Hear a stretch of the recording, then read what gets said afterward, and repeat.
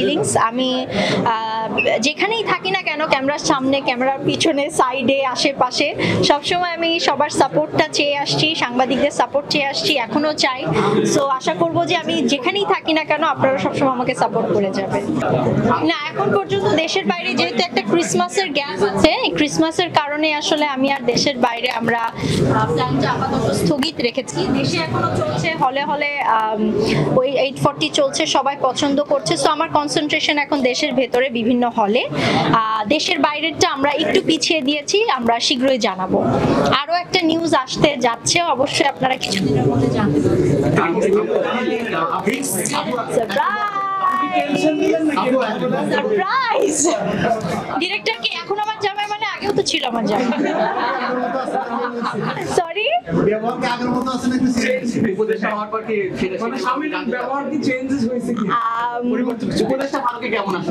আমি যদি বলা চলে তাহলে বাসায় তো আসলে আমি উপদেষ্টা, বাসায় তার কোনো পরিবর্তন আমি এখনো লক্ষ্য করিনি। বাইরেরটা আমি জানি না, আমি কখনো তার সাথে বের বা তার কাজের জায়গায় যাওয়া হয়নি।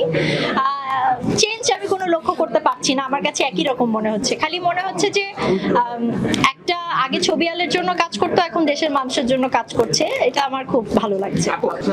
বাসায় বউ উপদেষ্টা হলে সংসার ভালো সুখে থাকে। আমরা তো আসলে যখন থার্ড পারসন সিঙ্গুলার নাম্বার শুরু করি তখন থেকে কিছু না কিছু পরিবর্তনের আশা নিয়েই তো শুরু করেছি। তো থার্ড পারসন সিঙ্গুলার নাম্বার থেকে এখন 840 অনেক পরিবর্তন এসেছে।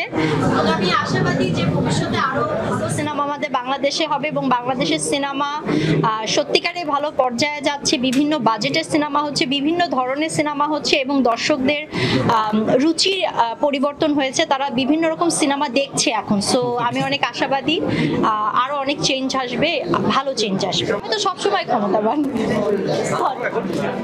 না, আমি এসবে বিশ্বাস করি না। আমি একজন আর্টিস্ট এবং আমার সবচেয়ে বড় ক্ষমতা হচ্ছে আমার অডিয়েন্স, আমার সাংবাদিক ভাই বোনেরা।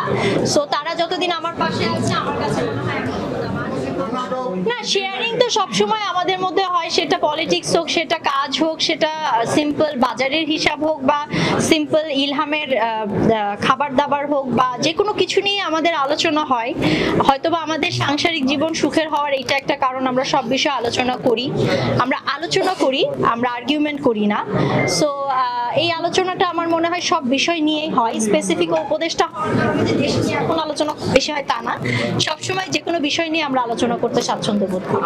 আমার কাছে মনে হয় যে একজন অভিনেত্রী হিসেবে আমার এইটুকুন মনে হয় যে এমন কিছু নিয়ম করা উচিত যেটাতে আমাদের যে সকল ইয়াং জেনারেশন আছে, যারা ইয়াং ডিরেক্টর আছে, তারা যেন স্বাচ্ছন্দ্যে ভালোভাবে সুস্থভাবে সিনেমা বানাতে পারে, কোনো রকম বাধা বিপত্তি ছাড়া, এবং সেই সিনেমাটা প্রপারলি যেটা মানুষের জন্য ভালো হবে, দর্শকদের জন্য ভালো হবে, সেই সিনেমাটাও যেন এক্সিকিউট করার জন্য আমরা উদ্বুদ্ধ হই। এই সিচুয়েশনটাকে আমরা ঠিক করতে চাই।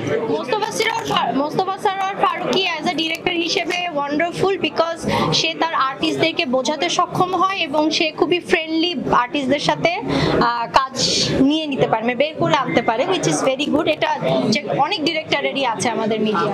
পরিচালক ফারুকী অনেক খরচ করে, খরচ কমাতে হবে নেক্সট টাইম। স্বামী ফারুকী ওয়ান্ডারফুল, সবচাইতে বড় হচ্ছে যে বাবা ফারুকী ওয়ান্ডারফুল, আর স্বামী ফারুকী হিসেবেও তার খরচ কমানোর জন্য আমি উদ্বুদ্ধ হচ্ছি। সাধারণ নাগরিক তাদেরকে জিজ্ঞেস করতে হবে। আমার কাছে তো মনে হয় যে এখন পর্যন্ত যতটুকু দিচ্ছি সে চেষ্টা করছে দেশের জন্য ভালো কিছু করার, এবং এই জায়গাটা ঠিক থাকলে আলহামদুলিল্লাহ। Thank you so much. বাবারে বাবা।